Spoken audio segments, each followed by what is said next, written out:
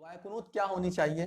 دعائے قنوت میں جو دعا نبی صلی اللہ علیہ وسلم سے ثابت ہے، اللہم اہدنی فیمن ہدیت وعافنی فیمن عافیت، اور صحیح حدیث میں مسند احمد کے اندر اللہم اہدنا فیمن ہدیت بھی ثابت ہے۔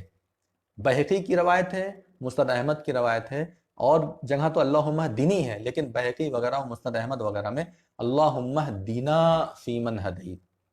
بہقی کا میں اتنا سنن بہقی کا اتنا زیادہ مجھے پکا تو نہیں معلوم، لیکن مسند احمد نے واضح طور پہ ہے اللہم اہدنا فیمن ہدیت وعافنا فیمن عافیت۔ کچھ لوگ اس کو غلط کہتے ہیں اللہم اہدنی ہی کہنا چاہیے، تو ان لوگوں کو مطالعہ کرنا چاہیے۔ مطالعہ کریں گے تو انشاءاللہ سمجھ میں آئے گا۔ باقاعدہ جمع کے صیغے کے ساتھ موجود ہے یہ دعا، اس لیے جمع کے صیغے کے ساتھ دعا کرنا چاہیے، کر سکتے ہیں۔ خاص طور سے کب؟ جب کہ ہم اجتماعی طور پر پڑھا رہے ہوں، سب کو ہمیں اس میں شامل کرنا چاہیے۔ قنوت نازلہ میں کیا تھا؟ نبی صلی اللہ علیہ وسلم دعا کر رہے تھے، پیچھے سب لوگ آمین کہہ رہے تھے۔ یہ تھوڑی نبی صلی اللہ علیہ وسلم جو کہہ رہے تھے پیچھے بھی وہ لوگ بول رہے تھے، نہیں، پیچھے آمین کہہ رہے تھے۔ دعا کا مطلب ہی، اجتماعی دعا جب ہوتی ہے تو اس کا مطلب ہی یہی ہے کہ دعا ایک آدمی کرے گا اور باقی لوگ آمین کہیں گے۔ یہ نہیں کہ دعا اس کے ساتھ ساتھ پڑھے، یہ سورہ فاتحہ تھوڑی نہیں کہ ساتھ ساتھ پڑھنا ہے، یہ دعا ہے، اس پہ آمین کہنا چاہیے۔ تو جب قنوت نازلہ میں آمین کہا جاتا تھا، تو اسی طریقے سے اجتماعی طور پر جب قنوت پڑھی جائے گی، یعنی وتر کی نماز جماعت کے ساتھ پڑھی جائے گی، اس میں دعائے قنوت ہوگی، تو پیچھے کے لوگوں کو آمین کہنا ہے، وہ الفاظ استعمال کرنے کی ضرورت نہیں ہے۔ موسیٰ علیہ السلام اور ہارون علیہ السلام کے بارے میں کیا ہے قرآن میں کہ دعا کرو، قال قد اجیبت دعوتکما، تم دونوں کی دعائیں قبول ہو گئیں۔ دعا تو ایک آدمی کر رہے تھے، دعا موسیٰ علیہ السلام کر رہے تھے، اور اللہ تعالیٰ کیا فرما رہا ہے؟ دونوں کی دعا قبول ہو گئی۔ کیا مطلب ہوا؟ مطلب یہ ہے کہ موسیٰ علیہ السلام کے ساتھ وہ بھی ساتھ میں شامل تھے، آمین کہہ رہے تھے، لہذا اللہ تعالیٰ نے دونوں کو شمار کیا دعا میں۔ اسی طریقے سے جتنے لوگ آمین کہیں گے سب اس دعا میں شمار ہو جائیں گے، لہذا آمین کہنا چاہیے، اور پیچھے کے لوگوں کو جماعت میں جو ہیں ان کو دعا دہرانے کی ضرورت نہیں ہے۔ اب ایک بات اور ہے کہ کیا اللہم اہدنی فیمن ہدیت سے زائد دعا پڑھ سکتے ہیں یا نہیں؟ کچھ لوگوں نے، یعنی ہمارے ہندوستان کے بعض علماء اکرام نے صراحت کے ساتھ اسے بدعت کہا ہے، صراحت کے ساتھ بالکل واضح الفاظ میں کہا ہے کہ یہ بدعت ہے، اور سعودی عرب کے علماء اکرام اس کو کرتے ہیں، اس لیے یہ اختلاف کا موضوع بن گیا۔ میں یہاں کے علماء اکرام کا بہت ہی احترام کرتا ہوں، ان کا احترام کرتے ہوئے میں یہ بات کہہ رہا ہوں کہ بہرحال یہ بدعت تو نہیں کہی جا سکتی۔ آپ نہیں کرتے، اس کو آپ اولا نہ سمجھے، افضل نہ سمجھے، وہ الگ بات ہے، لیکن جہاں تک میں سمجھتا ہوں تمام علماء اکرام کے اقوال کو سامنے رکھے، علماء اکرام کے بیانات، اور جو بھی بڑے بڑے علماء ہیں یہاں کے ہوں چاہے سعودی عرب وغیرہ کے ہوں، سارے لوگوں کی باتوں کو سننے کے بعد، ان کے دلائل کو دیکھنے کے بعد یہ سمجھ میں آتا ہے کہ بدعت بہرحال نہیں کہا۔ بدعت بہت خطرناک چیز ہے، اگر آپ کسی چیز کو بدعت کہہ دے رہے ہیں تو وہ بہت بڑی چیز ہو گئی، اور اتنی بڑی بدعت جو ہے اتنی کثیر تعداد میں، وہ بھی اہل حق، یعنی اہل حق جو اتنی کثیر تعداد میں بدعت کر رہے ہیں، یہ بات سمجھ میں نہیں آتی ہے۔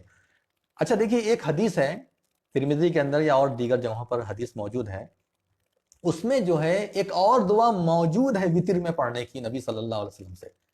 مجھے تعجب ہے کہ کیا لوگوں کی نگاہ یہاں تک پہنچی نہیں، یا کیا معاملہ ہے، میں اس کے بارے میں بہت زیادہ یقین کے ساتھ تو کچھ نہیں کہہ سکتا، لیکن اتنا ضرور کہوں گا کہ اس میں باقاعدہ موجود ہے کہ نبی صلی اللہ علیہ وسلم نے اللہم اہدنا فیمن ہدیت یا اللہم اہدنی فیمن ہدیت کے علاوہ بھی دعا پڑھی ہے وتر میں۔ کیا ہے وہ دعا؟ اس دعا میں یہ ہے کہ اللہم انی اعوذ برضاک من سخطک وبمعافاتک من عقوبتک وبک منک لا احصی ثناء علیک انت کما اثنیت علی نفسک۔ یہ ترمذی کی حدیث ہے، حدیث نمبر 3566، اور اس حدیث میں یہ لفظ ہے کہ فی وتر ہی، اس دعا کو کئی مرتبہ نبی صلی اللہ علیہ وسلم نے پڑھا ہے، کئی جگہ پر پڑھا ہے، یعنی کئی مقام، سجدے میں بھی پڑھا ہے اور وتر کے بعد میں بھی پڑھا ہے، لیکن ترمذی میں یہ جو حدیث نمبر آپ کو میں نے بتایا 3566، اس میں باقاعدہ موجود ہے کہ فی وتر ہی، اپنی وتر کی نماز میں پڑھا، یعنی وتر کی نماز کے دوران، بعد میں نہیں، پہلے نہیں بلکہ دوران پڑھا۔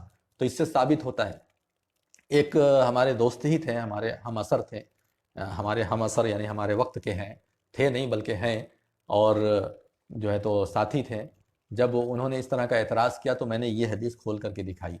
جب یہ حدیث کھول کر کے دکھائی، چونکہ آپس میں تکلف نہیں تھا، ہم لوگ جو ہے آپس کے ساتھی تھے، کوئی تکلف نہیں تھا، جب دکھایا ہم نے کہ دیکھیے یہ کیا ہے، یہ تو وتر کے اندر پڑھنی، کہا کہ واللہ میری نظر آج تک اس پر نہیں پہنچی تھی۔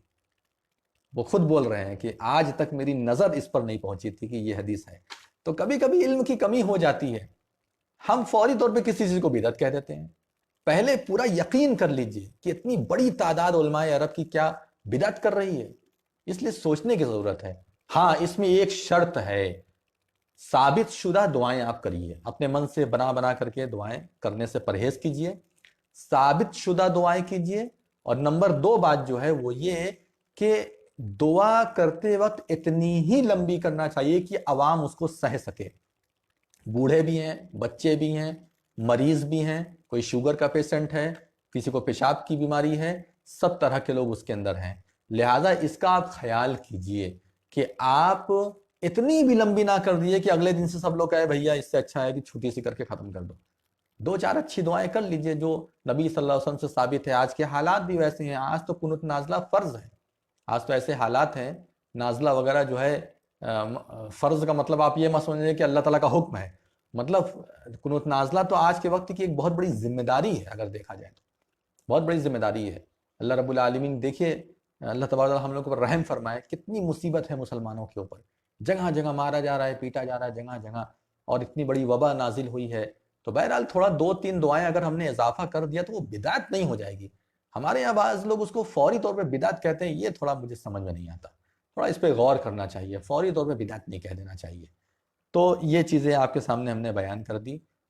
اب وطر کے بعد آپ کو کیا پڑھنا چاہیے؟ نبی صلی اللہ علیہ وسلم کی حدیث ہے کہ سبحان الملک القدوس، کون سی دعا پڑھنی چاہیے؟ سبحان الملک القدوس۔ جب آپ وطر کے سلام پھیر کے فارغ ہو جائیں تو پڑھیے سبحان الملک القدوس، اور تیسری مرتبہ تھوڑا سا قدوس کے لفظ کو اور زور سے تھوڑا پڑھنا چاہیے، جیسے سبحان الملک القدوس، سبحان الملک القدوس، سبحان الملک القدوس، تھوڑا سا ذرا سا بلند آواز میں بولنا چاہیے، تھوڑا، بہت زیادہ بھی نہیں، ہلکا تھوڑا سا بلند۔